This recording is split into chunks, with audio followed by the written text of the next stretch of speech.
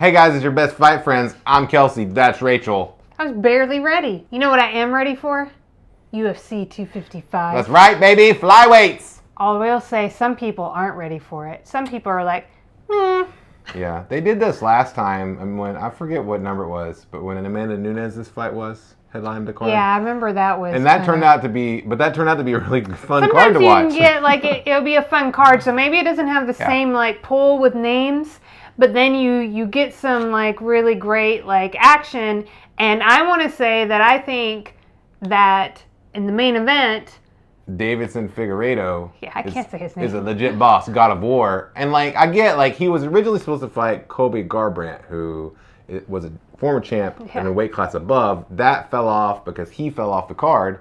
But still, I want to see Figueiredo. This dude reminds me in boxing of when Manny Pacquiao was just tearing through people. He's a scary dude. Yeah. And we watched the UFC countdown or whatever is. So I got some background on where he comes from, kind of his perspective. And one of the most interesting things about that little segment was how, I don't know how to say the type of, I guess, MMA style. His martial art that mimics animals. I'll put it on the screen. But he said that his ancestors observed the animals and how they fought. Yeah. And then mimic that, and I just thought it was really, really fascinating. And so it is fascinating, and he does have a very different style. Of course, that he knows jiu-jitsu and he knows how to punch and all that stuff. But I'm excited to see him. And then, of course, in the co-main event, we have the women's flyweight champ Valentina Shevchenko, who is undefeated at the weight and who is as dominant, if not more dominant, than Figueiredo since he just won his belt. Mm-hmm. And she's taken off Jennifer Maia. Now, Shevchenko is consistently the biggest favorite on fight cards. She's a huge favorite if you look at the odds for this on the betting market for this. She consistently has been that. Huge. So, in flyweight. For all, intents and purposes, Valentina's gonna, she's gonna win. She's just too good. Handedly, right? Yeah. But I will say that if you watch the promotional material... First of all... One of the, intents of the promotional material is to be maybe Jennifer Maia has a shot. Also, they'll be don't you now love Jennifer Maia? And I'm right. Yes.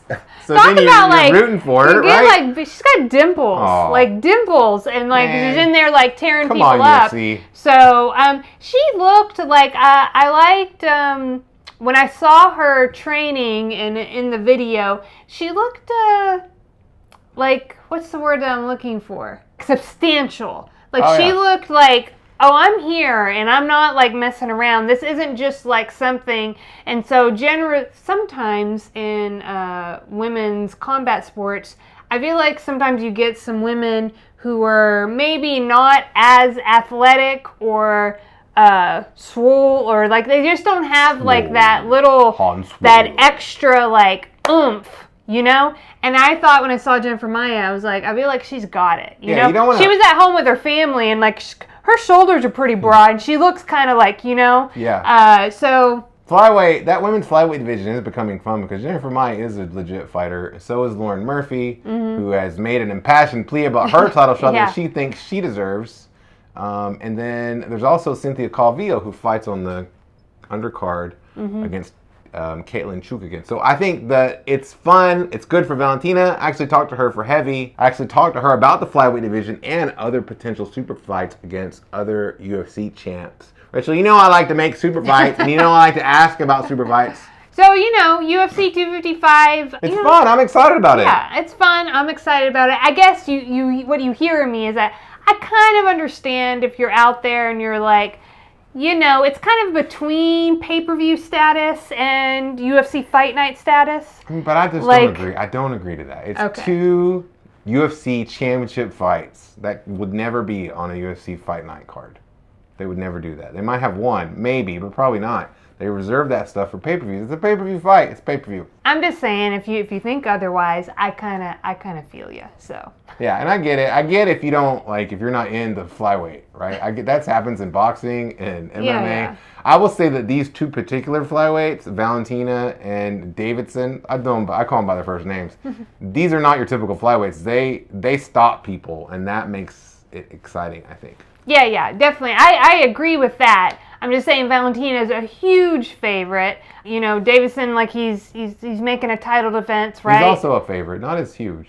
Not as huge, but still by UFC standards, minus 300 is the same as what Habib was over Justin Gaethje. So it's a pretty big, Yeah. It's not usually like that in UFC. Yeah. So I get, like, if you're not, like, totally, you know, just, like, totally gung-ho about it. But if you're here for combat sports, then it's on. And, hey, I like following it, and it's really fun. And so I'm really grateful. And I'm grateful for you, all of our subscribers. And if you're watching this, thank you. And we'll see you next time. Bye. Bye.